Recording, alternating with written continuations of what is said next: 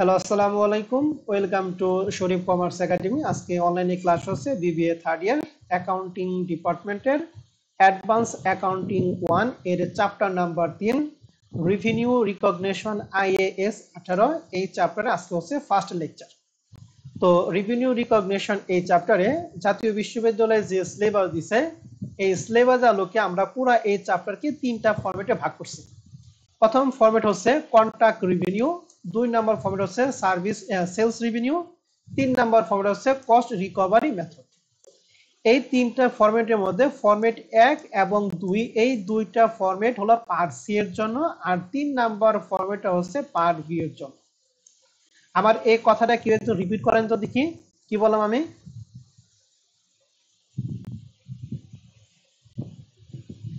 কোনটা কোন পার্টের জন্য একটু ফরম্যাট রিপিট করেন। 1 এবং 2 পার্ট সি এর আর ফরম্যাট 3 পার্ট বি এর। গুড, ধন্যবাদ ম্যাডাম। এখন এই চ্যাপ্টারটা 2015 সাল থেকে 2022 সাল, অর্থাৎ এই যে 28 তারিখ পরীক্ষা যে পরীক্ষা হলো, এই তারিখ পর্যন্ত আমি একটা অ্যানালাইসিস দিছি। দেখো, এই চ্যাপ্টার থেকে 2015 সালে পার্ট সিতে 2টা ম্যাথ দিছে, অর্থাৎ 20 মার্ক। 2016 সালে পার্ট সিতে 2টা, 17 সালে পার্ট সিতে 2টা, যে কত কত নাম্বার আমি এখানে উল্লেখ করেছি, 12 এবং 15 নাম্বার। 18 সালে পার্ট সিতে একটা, 19 সালে পার্ট সিতে একটা, 20 সালে পার্ট সিতে একটা, 21 সালে পার্ট সিতে 2টা, আর এবার 22 সালে 28 তারিখে পরীক্ষার মধ্যে একটা দিছে। আর তোমরা পরীক্ষা দিবা 2023 সালে, তাহলে তোমাদের 2023 সালে পরীক্ষার জন্য আদর্শ ইয়ার হচ্ছে 2021। 2021 সালে যে প্যাটার্নে পরীক্ষা হয়েছে, 2023 সালে ওই একই প্যাটার্নে তোমাদের পরীক্ষা হবে। তাহলে 2023 সালে এই চ্যাপ্টার থেকে কয়টা প্রশ্ন আছে একটু বলেন তো দেখি। দুইটা আসতে পারে। 2টা। তার মানে 2023 সালে এখান থেকে কনফার্ম থাকবে ইনশাআল্লাহ, এখান থেকে পার্সিতে 2টা ম্যাথ থাকবেই। এবং কোন কোন ফরম্যাটের পার্সি, মানে ফরম্যাট 1 এবং ফরম্যাট 2। আমরা 3টা ফরম্যাটই করাবো, তবে গুরুত্ব বেশি দিব ফরম্যাট 1 এবং 2। তাহলে আজকে আমরা শুরু করব ফরম্যাট 1, কন্ট্রাক্ট রেভিনিউ। আমরা কন্ট্রাক্টের যে অঙ্ক কাজ করি ওই কন্ট্রাক্টের অঙ্ক। তো এই কন্ট্রাক্ট রেভিনিউ কাজ করার জন্য আমাদের কি কি কাজ করতে হবে, আগে বেসিকটুকু শুনবো, এরপর আমরা অঙ্ক শুরু করব, ঠিক আছে? কন্ট্রাক্ট মেথডে, কন্ট্রাক্টে অঙ্ক করার জন্য আমাদের 2টা মেথড আছে। একটা পার্সেন্টেজ অফ কমপ্লেনশন মেথড, আর একটা হলো কমপ্লিটেড কন্ট্রাক্ট মেথড। একটা কমপ্লেনশন মেথড, একটা কি কমপ্লিটেড কন্ট্রাক্ট মেথড। এখন 2টা মেথডের পার্থক্য কি? কন্ট্রাক্টে যখন কাজ করে, মানে চুক্তিতে যখন কাজ করে, কিছু কিছু চুক্তি আছে যে কাজ করবে এবং চুক্তিকৃত টাকা কি নিবে, কিছু কিছু কাজ করবে, কিছু কিছু টাকা নিবে। আবার কিছু চুক্তি আছে যে কাজটা হ্যান্ড ওভার করার পরে, মানে কাজটা পুরোটা কমপ্লিট হবে, কাজটা হ্যান্ড ওভার করবে, তারপরে কি পুরো টাকাটা একসাথে নিবে, ঠিক আছে? পার্সেন্টেজ অফ কমপ্লেনশন মেথডের কথা মানে হচ্ছে যতটুকু কাজ করবে অতটুকু কাজে কি টাকা আদায় করবে, মানে প্রফিট নিবে। আর কমপ্লিটেড মেথড কথার মানে হচ্ছে কাজটা একদম সম্পূর্ণ হবে, তারপরে সে কি প্রফিট গণনা করা পারবে, কাজটা কমপ্লিট হওয়া না পর্যন্ত সে প্রফিট গণনা করা পারবে না। তাহলে প্রথম কথা হলো কমপ্লেনশন মেথড এবং কমপ্লিট মেথড, এই 2টা মেথডের কি পার্থক্য তোমরা কি বুঝতে পারছো? জি স্যার। তাহলে কমপ্লেনশন মেথড মানে কি, যতটুকু কাজ হবে অতটুকু কাজে কি প্রফিট আদায় করা। আর কমপ্লিট মেথড কি, কাজটাকে পুরোটা কাজ কমপ্লিট হবে, তারপর আমরা কি করবো প্রফিট আদায় করবো। ওকে, তাহলে এখন আসেন আমরা তাহলে এই 2টা মেথডেই এই ফরম্যাট 1, এই ফরম্যাটটাকে 2টা মেথডের অঙ্ক আমি আজকে করে দিব। তো এই অঙ্ক করার জন্য আগে প্রশ্নটা আগে আমরা পড়বো না, আগে আগে বেসিকটা ক্লিয়ার করি, হ্যাঁ? তো এই প্রশ্নে এই কন্ট্রাক্ট রেভিনিউ অঙ্ক করার ক্ষেত্রে আমাদের প্রশ্নের মধ্যে চাবি হচ্ছে জার্নাল, ঠিক আছে? তো জার্নাল করার জন্য আমাদের একটা ওয়ার্কিং করতে হয়, তার নাম হচ্ছে গ্রস প্রফিট। এই গ্রস প্রফিট কিছু কিছু প্রশ্নে বের করতে বলে, আবার কিছু কিছু প্রশ্নে কি বের করতে বলে না। বের করলেও আমাদের এটা বের করতে হবে, আর যদি প্রশ্নে চাই তাও বের করতে হবে, আর প্রশ্ন যদি নাও চাই তাও বের করতে হবে, কারণ এই গ্রস প্রফিট ছাড়া আমি এখানে জার্নাল করতে পারবো না। এখন গ্রস প্রফিটটা কিভাবে বের করব, তার একটা নমুনা আমরা এখানে দিয়ে রাখছি। তো এই নমুনাটা যদি আমি এখন দেখাই তাহলে অথবা তুমি বুঝবা না, আমি আগে প্রশ্নটা পড়াবো ফুল, তারপর তুমি এই অঙ্কটা বুঝতে পারবা। অতএব আমি প্রশ্ন নাম্বার 1 নাম্বারটা একটু ফুল পড়াই, এরপর আমি তোমাদের ওয়ার্কিং নিয়ে যাই, হ্যাঁ? এখন প্রশ্ন নাম্বার 1 এ কথাটা কি বলছে ভালো করে সবাই খেয়াল করবেন। During 2010 Nielsen company started a construction job with a contract price 16 লক্ষ টাকা।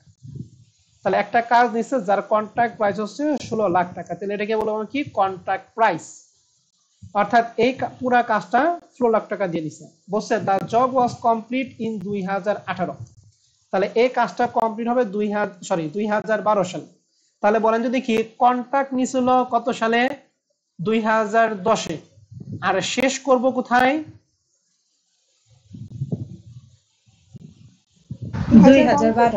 2012, তাহলে টোটাল কয় বছর 3 বছর। বলছে the following information is available, এখানে পার্টিকুলার 2010, 11 এবং 12, এখানে আমাদের 4টা আইটেম দেওয়া আছে। সবসময় প্রশ্নে 4টা আইটেম দেওয়া থাকবে। 4টা আইটেমগুলো কি কি ভালো করে খেয়াল করি। যেহেতু কাজটা 2012 সালে কমপ্লিট হবে, এই পুরা কাজটা কমপ্লিট হতে 2010 সালে লেখা আছে কস্ট ইনকার টু ডেট, অর্থাৎ 2010 সাল পর্যন্ত আমাদের এই কন্ট্রাক্টের জন্য খরচ হয়েছে 4 লাখ টাকা। 2011 সাল পর্যন্ত খরচ হয়েছে 8,25,000 টাকা। এই 8,25,000 টাকার মধ্যে 2010 সালে 4 লক্ষ টাকা সহ আছে। তাহলে আমি যদি বলি অ্যাকচুয়ালি 2011 সালে কত টাকা কষ্ট হয়েছে বলতে পারবেন? 4,25,000। 4,25,000, গুড। আর 2012 সালে কষ্ট হচ্ছে 10,70,000। এই 10,70,000 মধ্যে 2011 সালের 8,25,000 কি সহ 10,70,000 টাকা দিয়ে আছে। তাহলে 2012 সালে বলতে পারবো অবশ্যই 10,70,000 থেকে 8,25,000 বাদ দিলে 2012 সালের তথ্যটা পাওয়া যাবে। তো কস্ট টু ডেট কথা মানে কি ওই তারিখ পর্যন্ত আমাদের মোট কস্ট হয়েছে। এবার এস্টিমেটেড কস্ট টু কমপ্লিট, অর্থাৎ এস্টিমেটেড কস্ট টু কম, অর্থাৎ কাজটা কমপ্লিট হতে আরো কস্ট হতে পারে সেটা আমরা নির্ধারণ করছি। এস্টিমেটেড কস্ট 2010 সালে নির্ধারণ করছে 6 লাখ টাকা লাগবে, 2011 সালে 2,75,000 টাকা লাগবে, এই 2,75,000 লাগবে, এবং 2012 সালে যেহেতু কাজটা কমপ্লিট হয়ে যাবে অতএব 2012 সালের জন্য কোনো এস্টিমেটেড কোনো কস্ট এখানে নাই। কথা কি বুঝতে পারছেন? 2012 সালে কেন এস্টিমেট কস্ট নাই বলো তো দেখি। কারণ কাজটা কমপ্লিট হবে কত সালে 2012 সালে। এরপর লেখা আছে বিলিং টু ডেট, অর্থাৎ কাজের জন্য বিল করছে 2010 সালে বিল করছে 3 লাখ টাকা, 2011 সালে বিল করছে 9 লাখ টাকা। এই 9 লক্ষ টাকার মধ্যে 2010 সালে 3 লক্ষ টাকা সহ আছে, আর 2012 সালে বিল করছে 16 লাখ টাকা। আর কালেকশন টু ডেট, অর্থাৎ যতটুকু বিল করছে ওই বিলের মধ্যে কালেক্ট করছে কত। যেমন 2010 সালে বিল করছিল 3 লাখ টাকা, এখন বিল যখন করে তখন পুরা টাকা দিবে, যে কন্ট্রাক্ট নিবে পুরা টাকা দিবে না কিন্তু, কারণ পুরা টাকা দিলে তারা আবার চলে যেতে পারে। এর জন্য কিছু যা বিল করে তার কিছু টাকা দিবে, আবার কিছু টাকা কি রাখে দিবে। এর জন্য 2010 সালে বিল করছিল 3 লক্ষ টাকা, এর মধ্যে কালেক্ট করা পারছে 2,70,000 টাকা। 2011 সালে বিল করছে 9 লাখ টাকা, এর মধ্যে কালেক্ট করছে 8,10,000। আর 2012 সালে বিল করছে 16 লাখ টাকা, এর মধ্যে কালেক্ট করা পারছে 14,25,000। এই হচ্ছে এই অঙ্কের কি সামারি। এখন প্রশ্নে বলছে ইনস্ট্রাকশন মধ্যে বলছে compute the amount of gross profit to be recognized each year, assume that percent of কি কমপ্লেনশন মেথড ইজ ইউজড। তাহলে percent of completion method use করে আমাদের গ্রস প্রফিট বের করতে বলছে। তো এই অঙ্কে যেহেতু গ্রস প্রফিট বের করতে বলছে এটা রিকোয়ারমেন্ট 1, যদি গ্রস প্রফিট নাও বের করতে আমরা ওয়ার্কিং এর আগে গ্রস প্রফিটটা বের করে নিব। এন্ড গ্রস প্রফিট আমরা কিভাবে বের করব এটা একটু আমরা সবাই একটু ভালো করে খেয়াল করব। দেখছি requirement 1, calculation of gross profit recognize under percentage of কি কমপ্লেনশন মেথড।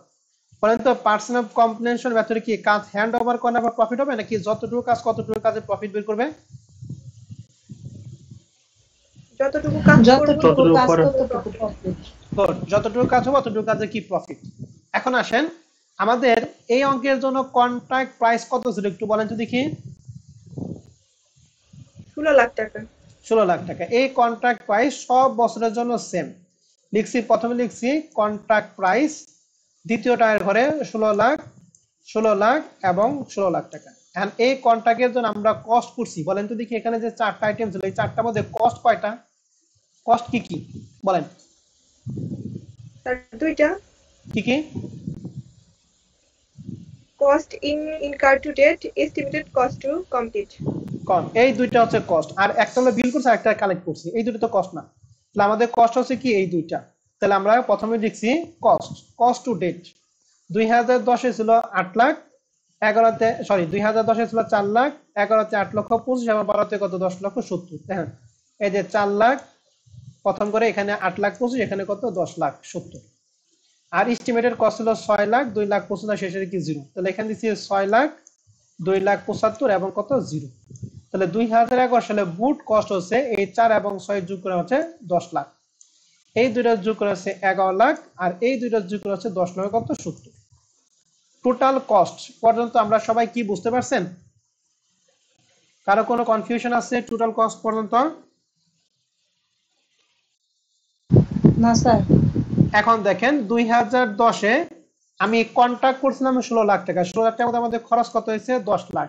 তাহলে এস্টিমেটেড প্রফিট কত টাকা 6 লাখ, লিখছি টোটাল এস্টিমেটেড প্রফিট 6 লাখ টাকা। এটা কিন্তু এস্টিমেটেড প্রফিট, এটা প্রফিট কিন্তু হয় নাই, আমরা অনুমান করছি যে 6 লাখ টাকা প্রফিট হতে পারে। 6 লাখ কিন্তু প্রফিট হয় নাই, কিন্তু এটা হতে পারে।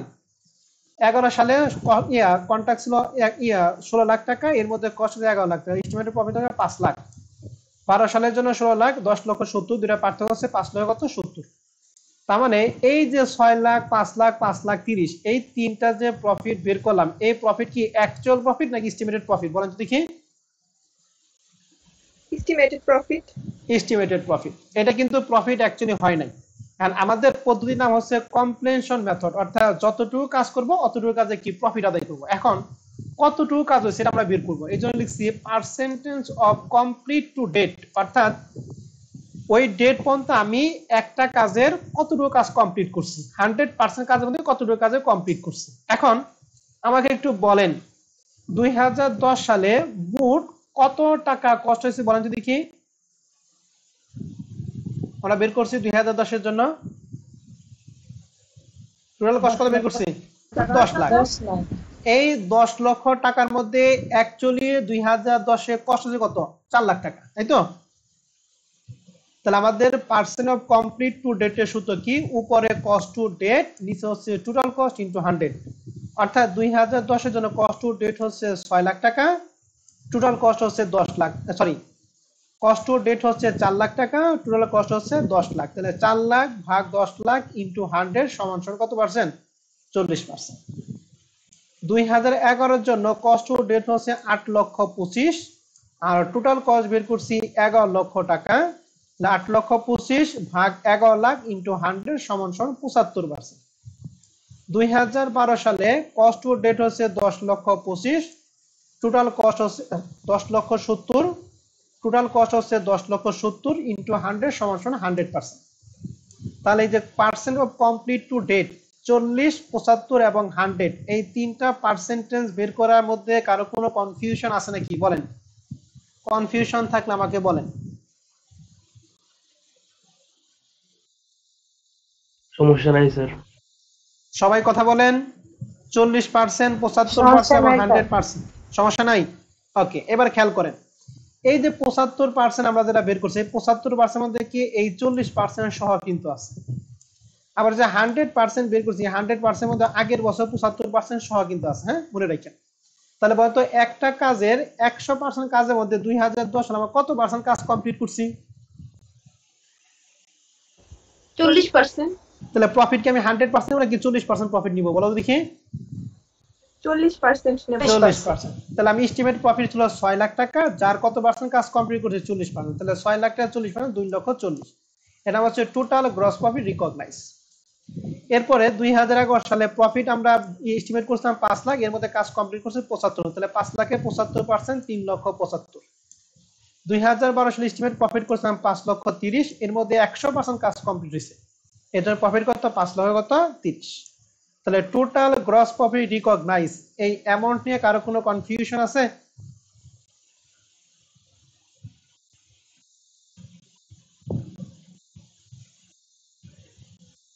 কনফিউশন থাকলে বলেন, আমি আবার বলবো, সমস্যা নেই।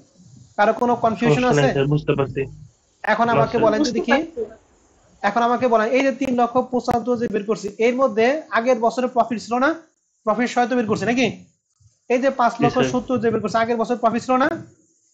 তার মানে প্রত্যেকটা বছরের প্রফিট তার আগের বছরের প্রফিট কি করা আছে, অ্যাড করা আছে। তাহলে আমাদের কি করতে হবে, ওই প্রফিটটা আগের বছরের প্রফিট বাদ দিলে আমরা অ্যাকচুয়াল প্রফিট বের করব, মানে রিকগনাইজ প্রফিট বের করব। তাহলে বলেন তো দেখি 2010 যে 2,40,000 টাকা প্রফিট ছিল, এর আগের বছরের প্রফিট 2009 সাল। এই 2009 সালের যে প্রফিট ছিল, প্রফিট আমরা কি বাদ দিব, লিখছি less previous year gross profit. Previous মানে আগের বছর, তাহলে 2010 এর আগে হচ্ছে 2009 সময় কোনো তথ্য নাই। আর মনে রাখবেন প্রথম বছরের ক্ষেত্রে কোনো প্রিভিয়াস এর কোনো ব্যালেন্স প্রশ্নে দেওয়া থাকবে না। এজন্য প্রথম বছরের জন্য প্রিভিয়াস এর ব্যালেন্সটা কি সবসময় কি জিরো। তাহলে 40 লাখ থেকে 40 লাখ বাদ দিয়ে আমাদের অ্যাকচুয়ালি কারেন্ট ইয়ার প্রফিট হচ্ছে 2,40,000। তারপরে বছর 3,75,000 মধ্যে এর আগের বছর প্রফিট ছিল 2,40,000, তাহলে 2,40,000 বাদ দিয়ে অ্যাকচুয়ালি প্রফিট হচ্ছে 1,35,000। 2012 জন্য 5,30,000 এর মধ্যে আগের বছর প্রফিট ছিল 3,75,000, তাহলে 3,75,000 বাদ দিয়ে আমাদের 2012 সালে অ্যাকচুয়ালি প্রফিট হচ্ছে 1,55,000। এই যে প্রফিট গুলি বের করলাম এটা হলো অ্যাকচুয়াল প্রফিট। এই প্রফিটের মধ্যে আগের বছরে কোনো প্রফিট নাই। যার যার বছরে পার্টিকুলার ইয়ারের আমাদের প্রফিট বেরিয়েছে। প্রথম বছর 2,40,000, এর পরের বছর 1,35,000, এর পরের বছর 1,55,000। এই হচ্ছে কম্প্লেনশন মেথডের মাধ্যমে গ্রস প্রফিট বের করা। এখন এই পুরা ম্যাথের মধ্যে যদি আপনার যদি কোনো কনফিউশন থাকে বা কোনো কিছু জিজ্ঞাসা করার থাকে, নির্দ্বিধে আমাকে প্রশ্ন করেন, কোনো সমস্যা নেই। হ্যাঁ,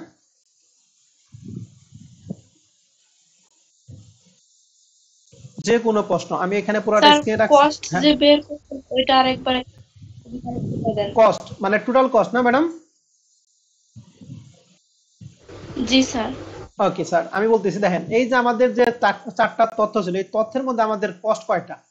তথ্যের মধ্যে যে কস্ট ইনকার টু ডেট, এই একটা কস্ট, মানে এটা কস্ট হয়েছে, আর একটা এস্টিমেট করা মানে যেটা কস্ট হবে, এই দুইটা হলো কস্ট। আর নিচে দুইটা, একটা হলো বিল করছে আর একটা কালেক্ট করছে, এই দুটো কস্ট নাই। তাহলে কস্ট কয়টা? এই দুইটা। তাহলে আমাদের 2010 সালে 4 লাখ এবং 6 লাখ দুইটা মিলে হচ্ছে যে 2010 এর জন্য 10 লাখ। 2011 এর জন্য আমাদের কস্ট ইনকার টু ডেট ছিল 8,25,000 আর এস্টিমেটেড কস্ট ছিল 2,75,000, দুইটা যোগ করে 11 লাখ। আর 2012 এর জন্য কস্ট টু ডেট ছিল 10,70,000 আর এস্টিমেট কস্ট নাই, এই দুটো যোগ করে 10,70,000। ঠিক আছে ম্যাডাম? জি স্যার। ওকে, আরো কারো কোনো কনফিউশন থাকলে বলেন।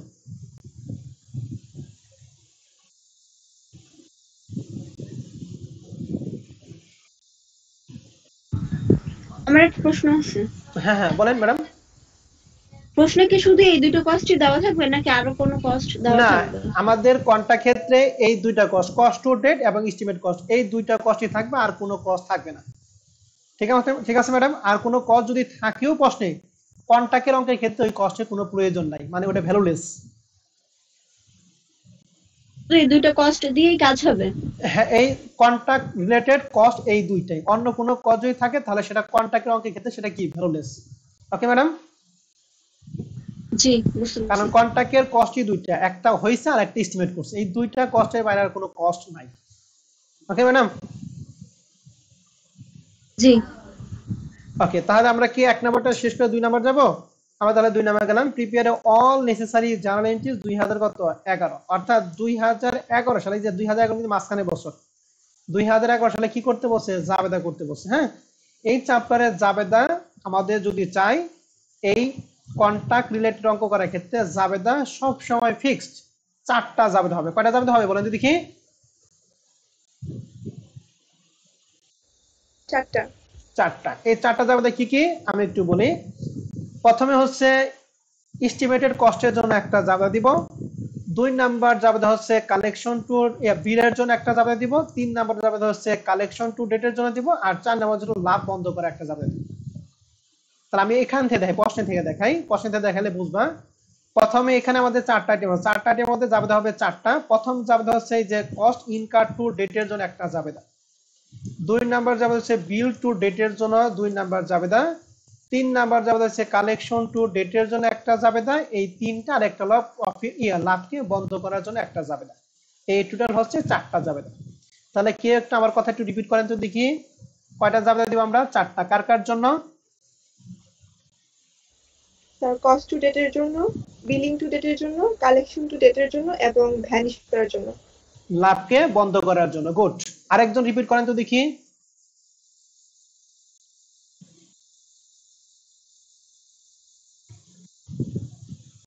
আরেকজন রিপিট করেন এই কথাটা। কস্ট টু ডেটের জন্য, বিলিংস টু ডেটের জন্য, আর হচ্ছে কালেকশন টু ডেট, আর হচ্ছে লাভকে বন্ধ করার জন্য। গুড, ধন্যবাদ ম্যাডাম। তাহলে আমাদের দুইজনকে রিপিট করলাম, তার মানে আমরা সবাই শুনছি। এখন আমরা চলে যাব কস্ট টু ডেট। এখন প্রশ্ন হচ্ছে কস্ট টু ডেটের জাবেদা কি, আমরা জাবেদা দেখাইছি। এখন বলেন তো কস্ট টু ডেট 2011 সালে কত টাকা আছে? 8,25,000। কিন্তু এর মধ্যে আগের বছর কত টাকা সহ আছে? 4 লাখ। তাহলে অ্যাকচুয়ালি 2011 সালে কস্ট টু ডেট কত? 4,25,000। তাহলে আমি কি 8,25,000 জন্য যাবে দেব নাকি 4,25,000 জন্য যাবে দিব বলেন তো দেখি। 4,25,000 এর জন্য। 4 লাখ গুড গুড। এইবার আসেন জাবেদা দেখেন, একটা লিখছি। প্রথম জাবেদা হচ্ছে কস্ট টু ডেটের জাবেদা হলো কনস্ট্রাকশন ইন প্রসেস, অর্থাৎ একটা কনস্ট্রাকশন কাজে প্রসেসিং এ থাকে, কাজ করে টাকা নেই, কাজ করে টাকা নেই। তাহলে কনস্ট্রাকশন ইন প্রসেস ডিবিট। আর কনস্ট্রাকশন কাজে অনেক জিনিসপত্র লাগে। কি কি লাগতে পারে? যেমন ম্যাটেরিয়াল লাগতে পারে, নগদ টাকা রাখতে পারে, আবার বিভিন্ন ধরনের পানা ধরে থাকতে পারে। ম্যাটেরিয়াল, ক্যাশ, পেয়েবল এবং অন্যান্য অনেক কিছু থাকতে পারে, সেটা লেখার দরকার নেই, এই জন্য এটার জন্য লিখছি কি এক্সেপ্টটা। তাহলে জাবেদা হচ্ছে construction in process debit, material, cash, payable এবং কি এক্সেপ্টটা ক্লিপ। এত কিছু তো লেখার আমাদের সময় নাই, এর জন্য আমরা তিনটা লিখবো, ম্যাটেরিয়াল, ক্যাশ, পেয়েবল, এক্সেপ্টটা। তাহলে 2011 সালের জন্য টাকা কত ছিল? 4,25,000। 4,25,000 কেমনে? এই যে ব্যাকে লিখেছি, 8,25,000 আগের বছরে 4 লাখ টাকা বাদ দিয়ে 4,25,000 বেরিয়েছে। তাহলে প্রথম জাবেদা আমরা কি সবাই বুঝতে পারছি কার জন্য জাবেদা এবং জাবেদা কি?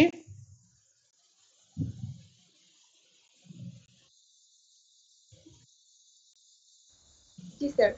ওকে, এবার আসি 2 নাম্বার জাবেদা দিব। 2 নাম্বার জাবেদা আমরা কার জন্য দিতে বুঝলাম একটু বলেন তো দেখি সবাই। Billings to date. গুড। আচ্ছা বলেন তো দেখি, আমি কন্ট্রাক্ট যারা কাজ করে তারা যখন বিল করে সাথে সাথে কি টাকা দিয়ে দেয় নাকি বাকিতে থাকে? এটা বাকিতে থাকে। বাকিতে থাকে। এখন 2011 সালে কত টাকা বিল করছি? 9 লাখ টাকা। এর মধ্যে 2010 এ কত লাখ টাকা সহ? 3 লাখ। তাহলে অ্যাকচুয়ালি 2011 জন্য বিল কত? 6 লাখ টাকা। 6 লাখ। তাহলে যেহেতু বিল করলে দেনাদার বাড়ে, এর জন্য আমরা লিখছি account receivable debit, billing on construction in process credit 6 lakh টাকা। 6 লাখ টাকা। ক্লিয়ার?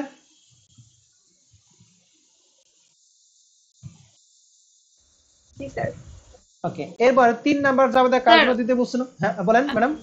হ্যাঁ হ্যাঁ বলেন। একটু বলেন। আমি শুনি নাই ম্যাডাম, আরো বলেন, কি বলেন? মানে এই জানালে একটু আরেকবার বলেন। জানাটা আবার বলবো?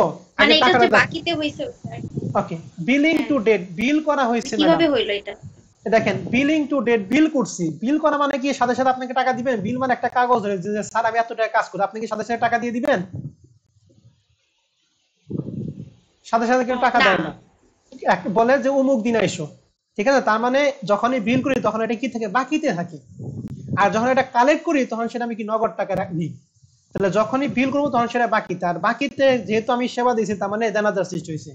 এই জন্য জাবেদা হচ্ছে অ্যাকাউন্ট রিসিভেবল ডেবিট আর billing on construction in process credit. টাকাটা তো বললামই, এই 9 লাখ টাকার মধ্যে আগের বছর 3 লাখ টাকা সহ ছিল, এই জন্য অ্যাকচুয়ালি কত টাকা? 6 লাখ টাকা। ঠিক আছে ম্যাডাম? তাহলে বিল করা মানে হচ্ছে কি, নগদে না বাকিতে বলেন তো দেখি? বাকিতে। বাকিতে। এখন এর পরবর্তী 3 নাম্বার যাতে বলছি কালেকশন টু ডেট, মানে এখন আপনি যে বিল করছেন ওই বিলটা আপনি কি করবেন? কালেক্ট করবেন। তখন তো কার কাছ থেকে কালেক্ট করি আমরা? অবশ্যই দেনাদার কাছ থেকে কালেক্ট করব। তাহলে দেনাদার কাছ থেকে কালেক্ট করা যাবে নাকি? তার cash debit, account receivable credit. Good. তাহলে 11 সালে আমাদের কালেকশন টু ডেট ছিল 8,10,000, এর মধ্যে আগের বছর 2,70,000 টাকা সহ। তাহলে অ্যাকচুয়ালি কত কালেক্ট করছি? এই দুটো কি যোগফল না বিয়োগফল? বিয়োগফল। তাহলে আমরা যাতে লিখছি cash debit, account receivable credit 5,40,000, 5,40,000। Clear? 3 number জাবেদা।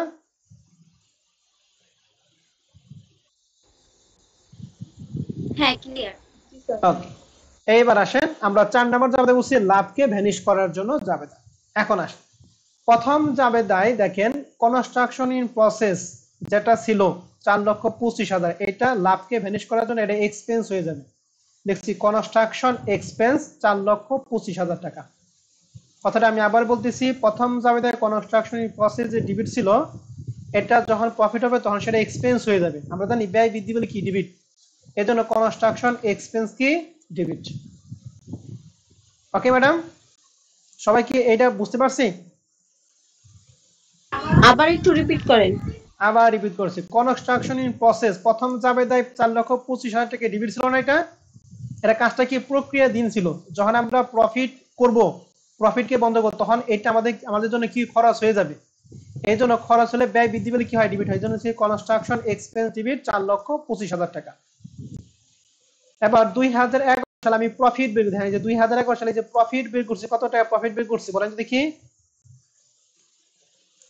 1,35,000 বলেন প্রফিট কি ডেবিট ব্যালেন্স না ক্রেডিট ব্যালেন্স? Credit balance. তাহলে ওটা ভ্যানিশ করার জন্য কি করব, ডেবিট করব। এই জন্য লিখছি কনস্ট্রাকশন ইন প্রসেস ব্র্যাকেটে কি লিখছি প্রফিট 1,35,000 টাকা। প্রফিট কিন্তু ক্রেডিট ব্যালেন্স, কিন্তু ভ্যানিশ করার জন্য কি করলাম, ডেবিট করলাম। আর revenue from long term contract এই দুইটা যোগ করে 5,60,000 টাকা। ক্লিয়ার সবাই? আমি আবার বলতেছি, ভালো করে খেয়াল করেন। হ্যাঁ, প্রথম জাবেদায় যেটা কনস্ট্রাকশন প্রসেস 4,25,000 ছিল, প্রফিট যখন হবে সেটা আমাদের এক্সপেন্স হয়ে গেছে, এই জন্য লিখছি কনস্ট্রাকশন এক্সপেন্স 4,25,000। 11 সালে প্রফিট আমরা বের করছি 1,35,000, প্রফিট হচ্ছে ক্রেডিট ব্যালেন্স, যেহেতু ভ্যানিশ করবে এই জন্য আমরা কি করছি, ডেবিট করছি। কনস্ট্রাকশন ইন প্রসেস ব্র্যাকেটে কি লিখছি প্রফিট 1,35,000, এই দুইটা যোগ করে revenue from long term contract হচ্ছে 5,24,000। ওকে জি স্যার। এখন এই 5,60,000 টাকা আরেকভাবে বের করা যায়। আপনি কি সহজভাবে বের করতে চান নাকি জটিল ভাবে বের করতে চান, একটু বলেন তো দেখি। স্যার সহজটা। তাহলে যেটা দেখে সেটা সহজ, আর জটিল ভাবে দেখালে কেমনে দেখেন, আমি আরেকভাবে দেখাই। দেখেন, আমাদের 11 সালে প্রফিট রেট ছিল 75%, আগের বছর কত ছিল 40% সহ। তাহলে অ্যাকচুয়ালি কত পার্সেন্ট বলেন তো, 2011 সালে 35%, নাকি 35 না? তাহলে 2011 সালে কন্ট্রাক্ট ছিল কত, 16 লাখ। এই 16 লাখের 35% হচ্ছে এই যে 5,60,000। বুঝতে পারছেন? তো ভাই এত পেঁয়াজ বুঝ দেওয়ার কোনো দরকার নাই, ঠিক আছে? আমরা সহজ সরল পথে হাঁটার সবচেয়ে ভালো। তাহলে 4 নাম্বার এই জাবেদারটা কি আপনারা বুঝতে পারছেন কিনা, বা কোনো কনফিউশন থাকলে আমাকে প্রশ্ন করতে পারেন। এই সব সময় এই কন্ট্রাক্টের ক্ষেত্রে এই 4টা জাবেদা হবে, 4টা জাবেদার কম হবে না, বেশি হবে না কন্ট্রাক্টের অঙ্কের ক্ষেত্রে। এই 4টা জাবেদার কমও নাই, বেশিও নাই, ঠিক আছে? টাকাটা ভিন্ন হবে কিন্তু জাবেদা এই 4টাই হবে। তাহলে রিকোয়ারমেন্ট 2 নাম্বার নিয়ে আপনাদের কারো কোনো কনফিউশন থাকলে আমাকে বলেন।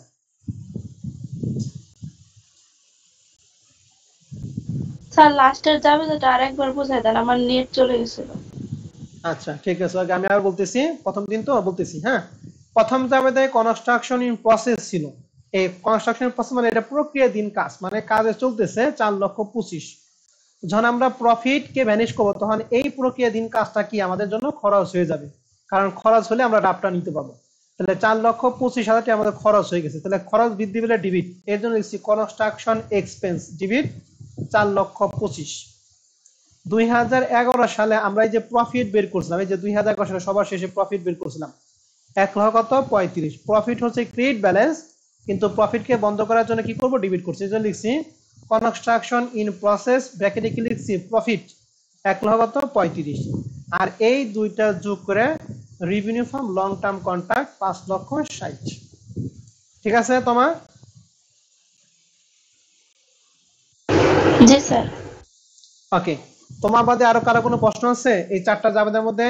ম্যাডামরা, স্যারেরা? সমস্যা নাই স্যার। ওকে, তাহলে মনে রাখেন আমাদের এই কন্ট্রাক্টের অঙ্কে কিন্তু কয়টা জাবেদা হবে, 4টাই। 4টা জাবেদা ফিক্সড, মনে রাখবেন। এরপর আমরা চলে যাই আমাদের পরবর্তী 3 নাম্বার রিকোয়ারমেন্টে। 3 নাম্বার রিকোয়ারমেন্ট হচ্ছে compute the amount of gross profit to be recognize. Same এক নম্বর প্রশ্নটাই বলছে, কিন্তু বলছে কমপ্লিটেড কন্ট্রাক্ট মেথড ইজ কি ইউজড। তাহলে কমপ্লিটেড কন্ট্রাক্ট মেথড কথাটা মানে কি জানি বলছিলাম, সম্পূর্ণ কাজ করার পর প্রফিট। তাহলে আমাকে বলেন কাজটা নিছিলাম কোন সালে? 2010 সালে। আর কমপ্লিট কোন সালে? 2012 তাহলে 2012 2010 এবং 2011 সালে কোনো প্রফিট হবে? না না। স্যার। তাহলে হবে কোন না সালে? হবে 12 সালে। গুড, 2012 সালে। এই তো বুঝতে পারছেন, এইটাই আমি জানতে চাইছিলাম। তাহলে দেখেন এই যে লিখছি, calculation of gross profit recognize under a complete contract method, particular 10, 11, 12। এই যে 10 এবং 11 সাল দুইটাই জিরো, ঠিক আছে। এখন 12 সালে কত প্রফিট হয়েছে? আমরা কন্ট্রাক্ট নিয়েছিলাম হচ্ছে 16 লাখ টাকা, এর মধ্যে আমাদের কস্ট হয়েছে কত টাকা? 10,60,000। দুইটার পার্থক্য হচ্ছে গ্রস প্রফিট 5,30,000। ওকে, কমপ্লিট মেথডটা, কমপ্লিটেড মেথডটা,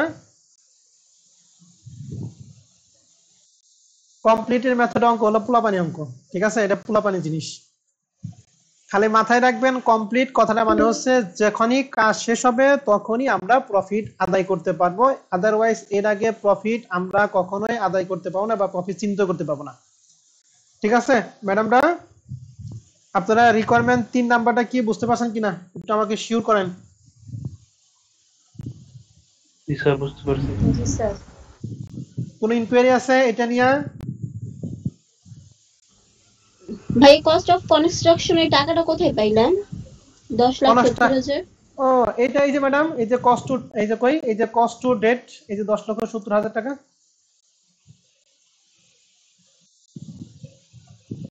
এস্টিমেটেড কস্ট জি ছিল বুঝতে না, পারছি। এস্টিমেট কস্ট ছিল না, যদি থাকতো দুইটা যোগকে তাও বিয়োগ করতাম, ঠিক আছে। যেহেতু এস্টিমেট কস্ট নাই, এর জন্য এই কন্ট্রাক্ট প্রাইস থেকে শুধুমাত্র কস্ট টু ডেটের টাকাটা আমি বাদ দিছি। হ্যাঁ, আচ্ছা। ওকে।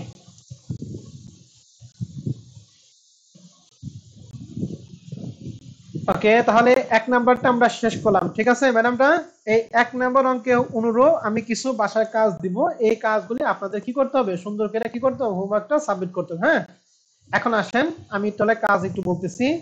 এক্সারসাইজ 1 নাম্বার অঙ্কটা এটা আমি করে দিব, তোমাদের করার কোনো দরকার নাই, কারণ এই টপিকটা আমি তোমাদের এখন পর্যন্ত পড়াই নাই, অতএব 1 নাম্বার নিয়ে তোমাদের টেনশন করার কোনো কারণ নাই। হ্যাঁ, আমি চলে যাব হচ্ছে এক্সারসাইজ 2, সরি এক্সারসাইজ 2 নাম্বারটা আমি আগামী ক্লাসে দেখাবো, এটা দিয়ে আমি শুরু করব।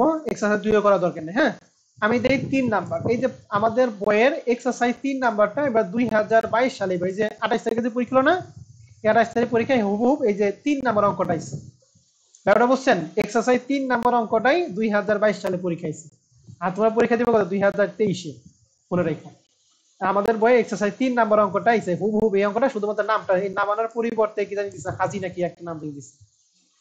তো এই 3 নাম্বার প্রশ্নটা আমি তোমাদের বাসার কাজ দিলাম। হ্যাঁ, কাজটা কি আমি একটু প্রশ্নের উপরে দিতেছি, আপনারা সবাই একটু ভালো করে খেয়াল করেন। হ্যাঁ, দেখেন এই অঙ্কটা পড়ার পরে কি লেখা আছে? On March 1, 2012 Navana construction company enter into a contract to build a apartment building, it estimated the building will cost 20 লক্ষ টাকা। মানে বিল্ডিং এর মূল্য দেয়া আছে 20 লাখ টাকা, will take to 3 year to complete, 3 বছরের মধ্যে কমপ্লিট করবে। দ্য কন্ট্রাক্ট প্রাইস হচ্ছে 30 লাখ টাকা। আমাদের বিল্ডিং এর কস্ট যেমন তাই হোক, বিল্ডিং এর কস্ট আমাদের দরকার নাই, এই বিল্ডিংটা বানাইতে আমরা কন্ট্রাক্ট প্রাইস কত করছি তাই বলো? 30 লাখ টাকা। তাহলে আমাদের দরকার হয় 30 লাখ টাকা কন্ট্রাক্ট প্রাইস, এইটি আমাদের দরকার, আর বাদ বাকি তথ্য আমাদের কোনো প্রয়োজন নাই। বলছে the following information pertain to the construction period.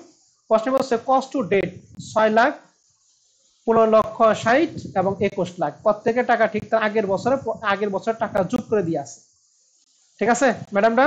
এবার আছে estimated cost to complete 14 lakh, 3,09,000 এবং কি 0।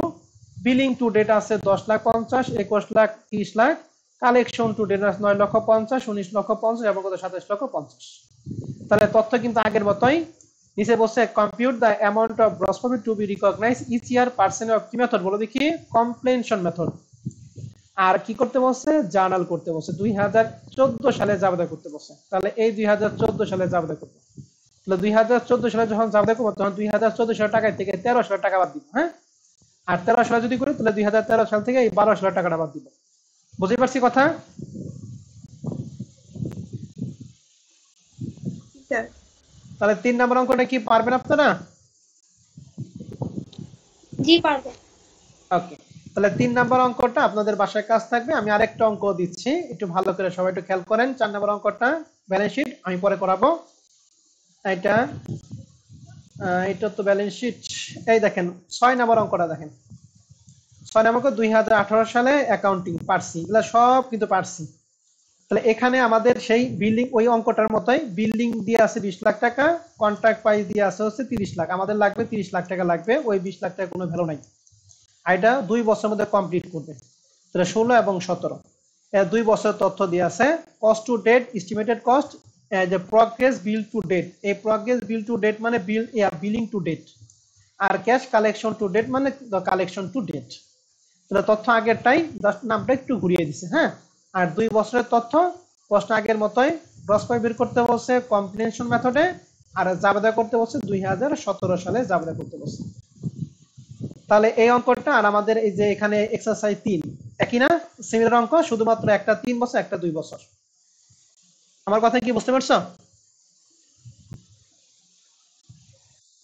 জি জি স্যার। স্যার। ওকে, তাহলে 6 নাম্বার অঙ্কটা কি পারা যাবে? পারবো স্যার। ওকে, এই যে 7 নাম্বার অঙ্কটা 2021 সালের অঙ্ক, এই প্রশ্নটা তোমাদের পরীক্ষার জন্য 100% কমন। হ্যাঁ, যেহেতু এটা কমন, এই অঙ্কটা আমি নিজে থেকে করে দিব তোমাদের, এটা তোমাদের টাচ করার দরকার নাই। আর তার ফরম্যাট 1 এ আমরা বাদ বাকিগুলো আমি নিজে থেকে করে দিব, কারণ আগামী ক্লাসে আরেকটা পদ্ধতি শেখাবো। ওই পদ্ধতি শেখালে এই যে 7 নাম্বার সহ বাদ বাকি যেগুলো বাকি আছে এগুলো তোমরা পারবা। তাহলে আজকের ক্লাস আমাদের এই পর্যন্তই থাকবে। আজকের ক্লাসে আমি যা পড়াইলাম এনে আপনাদের যদি কারো কোনো কনফিউশন বা কোনো প্রশ্ন থাকে আপনারা আমাকে বলেন। আর আজকের ক্লাসটা কেমন লাগে একটু বলেন। তাহলে আজকের ক্লাস এখানে শেষ হচ্ছে। আল্লাহ হাফেজ।